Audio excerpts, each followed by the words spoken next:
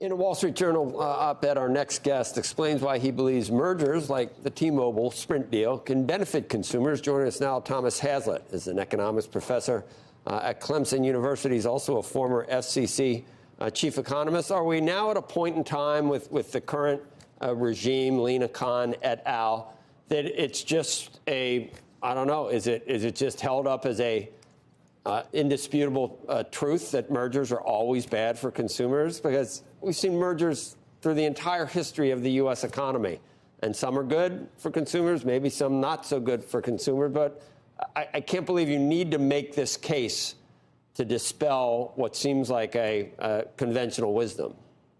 Well, yeah, the fact is that there has been a regime shift on that. I don't think it's just Lina Khan. She's as much a product as a driver, although she's obviously very successful and forceful in moving the ball in favor of skepticism about mergers. So it's very important, of course, that regulators remember, and judges as well, that there are trade-offs, and often mergers are very important and efficient form of integration. And we've seen it in surprising ways, including in the mobile market.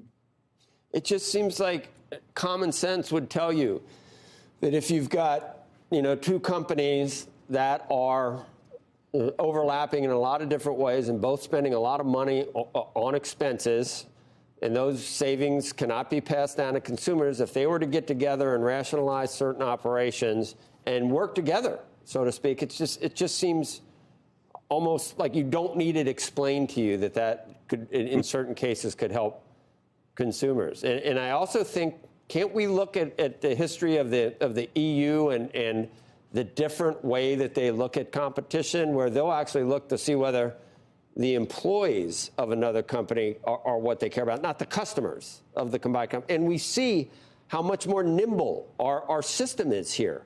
We have years that prove that our system probably is better for an economy, is it not? Can't we see the record of disallowing merger based on different concerns? I think you're exactly right about that. I mean, if you go to European conferences and don't talk the way we hear, the way we do in America, and actually look around the table, you'll have a lot of experts and economists and policymakers actually fretting about the fact that they're not getting the investment, they're not getting the innovation. They, of course, they're very concerned about large platform companies based in the United States, and they have lots of actions against those companies. That's not just parochialism. That's the fact that, in a competitive sense, that's where they have to go to look for large, successful enterprises, and that doesn't do very well in terms of the long-run growth of an economy. And the United States is actually making that point. The problem we have on the other side is that we have a lot of people looking at the United States and saying, well, wait a minute, the large scale is a problem here, and they don't see the problems of the different policies in Europe and some other places around the world that, in fact, bottle up the innovations. You talked about the complementarities between a lot of firms, and those deliver very important efficiencies to consumers and make new, very effective and productive platforms available to entrepreneurs and innovators. And so if we're going to look past those dynamic aspects of the marketplace and simply do a numbers game, where if we go from 4 companies in a market to 3 major providers, as we did in mobile just 4 years ago, then that's presumptively suspicious. Right.